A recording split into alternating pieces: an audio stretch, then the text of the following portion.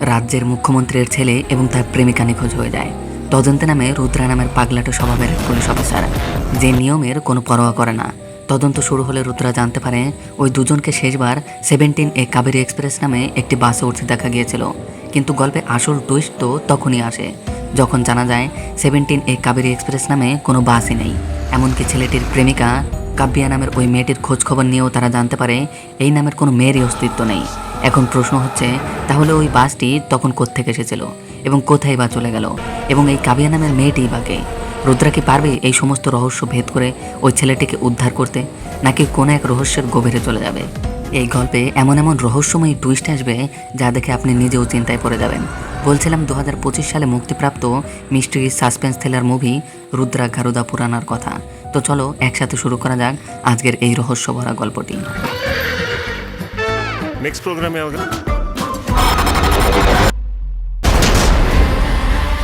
ವಿಷಯ ಆತ್ಮಗಳು ಬಲಿದಾನ ಕೇಳ್ತಿದ್ದಾವೆ. গল্পের শুরুতেই গভীর রাতে দুজন ব্যক্তি বাইক চালিয়ে কোথাও যাচ্ছিল। তখনই কেউ একজন কালো জাদু করতেই ওই দুজনের অ্যাক্সিডেন্ট হয়। একজন দূরে গিয়ে ছিটকে পড়ে এবং অন্যজনের শরীরে আগুন ধরে যায়। দূর থেকে সেই লোকটির পাশে ভয়ানক এক ছায়া দেখা যায়, আর অন্যদিকে ছোট্ট একটি বাচ্চা মেয়েকে দেখানো হয়। স্কুল ছুটির সময় হয়েছে, সেই মেয়েটির বাবা তাকে নিতে এসেছে। বাইরে তখন বৃষ্টি পড়ছে, তবে তখনই স্কুলের ভবন ধসে পড়ে। তখন সেই ছোট্ট মেয়েটি সহ স্কুলে আরও 3টি বাচ্চা ঘটনাস্থলে মারা যায়। মাত্র 5 বছর আগেই এই স্কুলের ভবনটি বানানো হয়েছিল। হ্যাঁ, শুধুমাত্র 5 বছরের মধ্যেই ধসে পড়ল। এটি থেকে স্পষ্টই বোঝা যাচ্ছে কত বড় দুর্নীতি হয়েছিল এখানে। এই ঘটনা দুটির কথা অবশ্যই মনে রাখবেন। এরপরে গল্পটি চলে আসে কোর্টে। সেখানে এক ক্রিমিনাল যখন কোর্টে শুনানির জন্য প্রবেশ করতে নেয়, তখন ইন্সপেক্টর রুদ্রা তার টিম নিয়ে সেই ক্রিমিনাল রমেশকে ধরে নিয়ে সেখান থেকে চলে যায়। এই রমেশকে বাঁচানোর জন্য মন্ত্রী পর্যন্ত কমিশনারকে দিয়ে তার কাছে ফোন করায়, কিন্তু রুদ্রা এটি আগের থেকেই ধারণা করতে পেরেছিল, তাই সে কারো ফোনই রিসিভ করে না।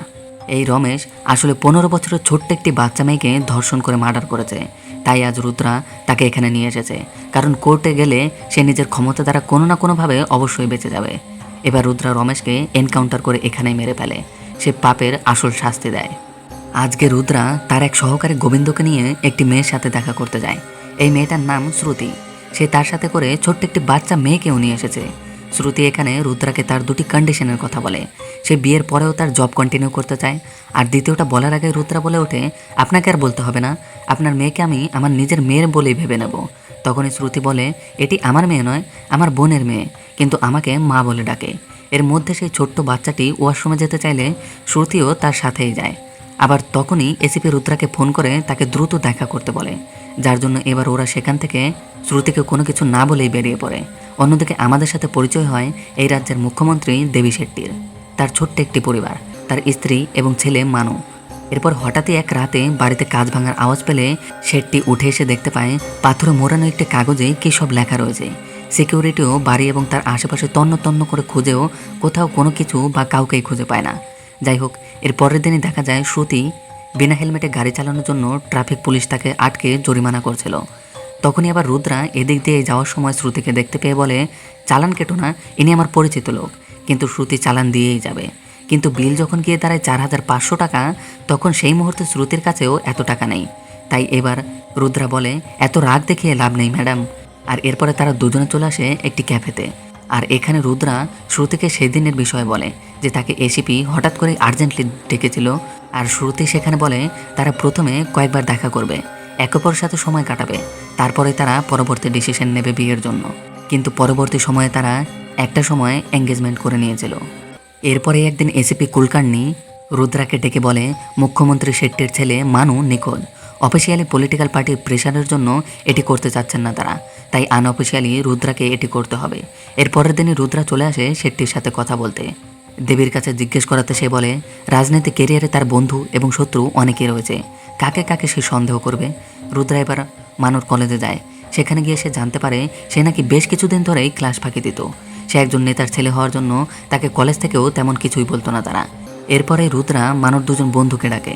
যখন মানুর ব্যাপারে তাদেরকে জিজ্ঞাসা করে, তখন তারা দুজনে বলে তার সাথে তেমন কোনো প্রবলেম ছিল না, কিন্তু হ্যাঁ, গত বছর স্পোর্টস ডেতে মহারানী কলেজের কাব্যিয়া নামের একটি মেয়েকে দেখে সে ফিদা হয়ে গিয়েছিল। এরপর থেকে সে কাব্যিয়া এবং তার বান্ধবী দিব্যি আর পেছন পেছনে ঘুরতেও শুরু করেছিল। আর একদিন যখন সে কাব্যাকে প্রপোজ করতে যায় তখনই সেখানে এক গুন্ডা শঙ্কর এসে কাব্যাকে তার প্রেমের প্রস্তাবে রাজি হতে বলে।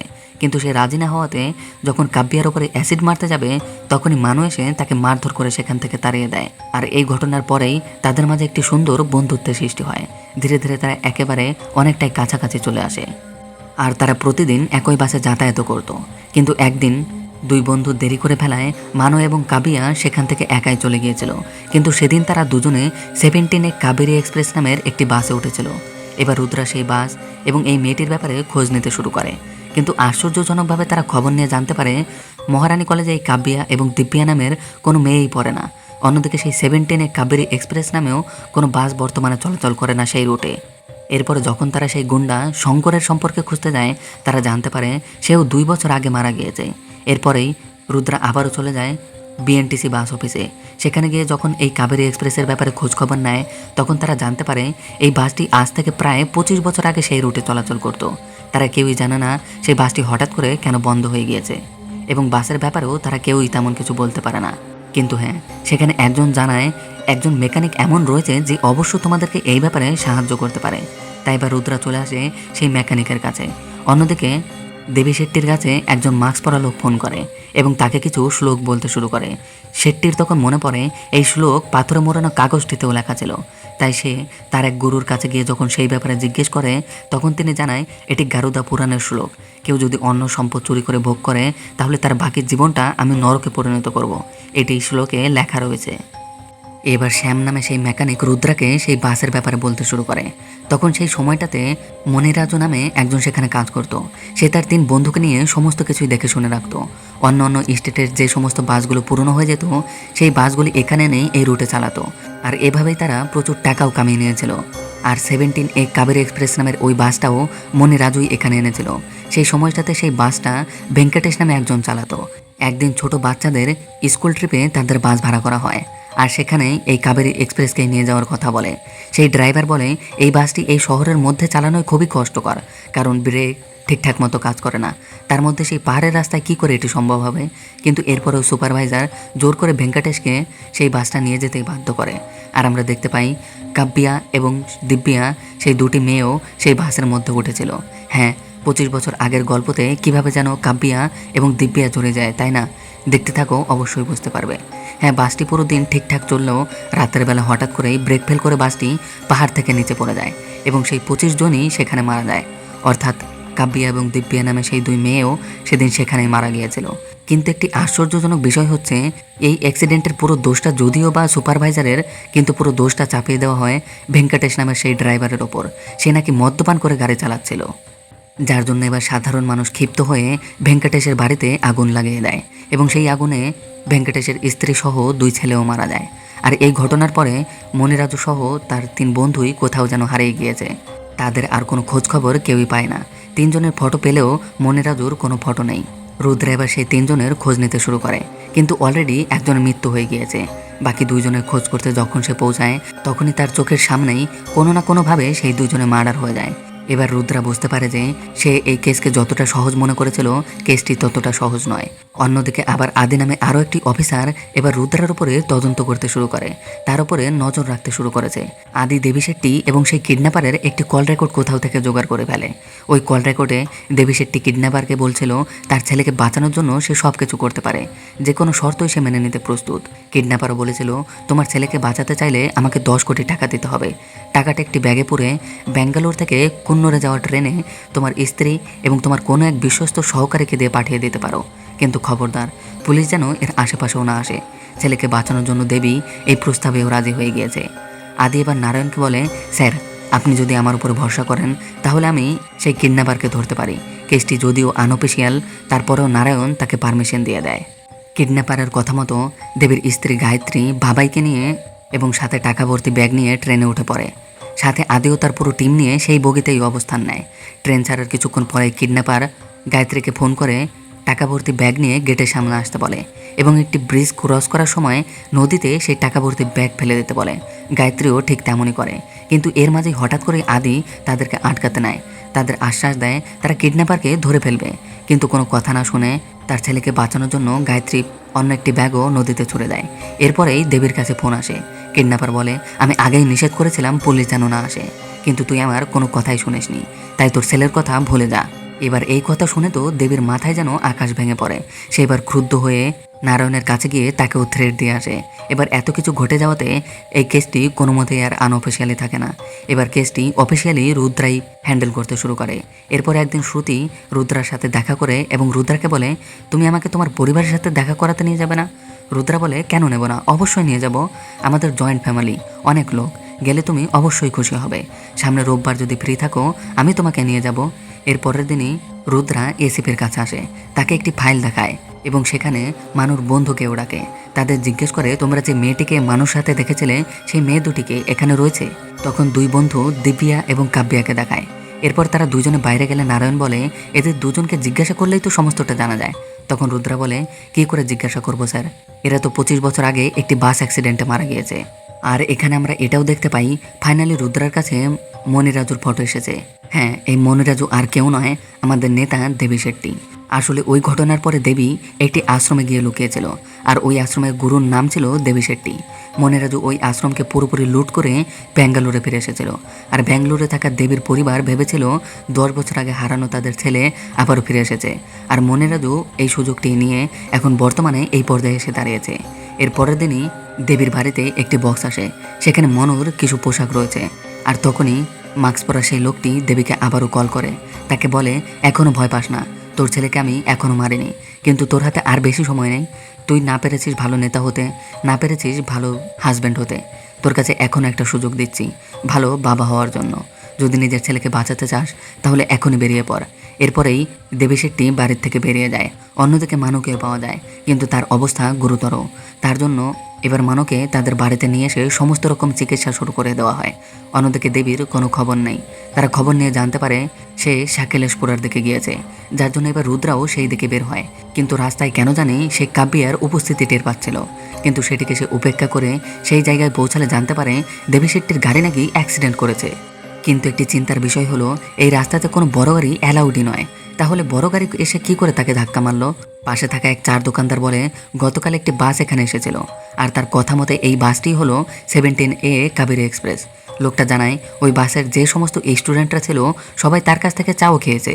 এবার রুদ্রা যখন সেই ফটো দেখায় তখন লোকটি বলে, হ্যাঁ, এরা সবাই তার কাছ থেকে কালকে চা, বিস্কিট, পাউরুটি এই সমস্ত কিছু খেয়েছে। যাই হোক, এর পরের দিনই আমরা দেখতে পাই রুদ্রা শ্রুতিকে নিয়ে আশ্রমে এসেছে, আর আমরা জানতে পারি রুদ্রা এই আশ্রমে বড় হয়েছে, আর এরা সবাই হলো তার পরিবারের অংশ। আর এই পরিবারের কথাই শ্রুতিকে সে বলেছিল। আর এরপরে গল্পের আসল টুইস্ট সামনে আসে।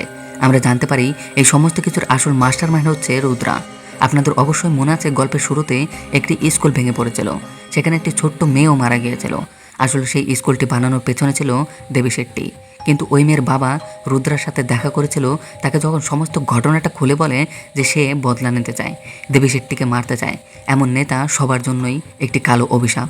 তখন রুদ্রা জানায় তাকে এমনভাবে মারা সম্ভব নয়। হ্যাঁ, সে এর বদলা নেবে, কিন্তু অন্যভাবে।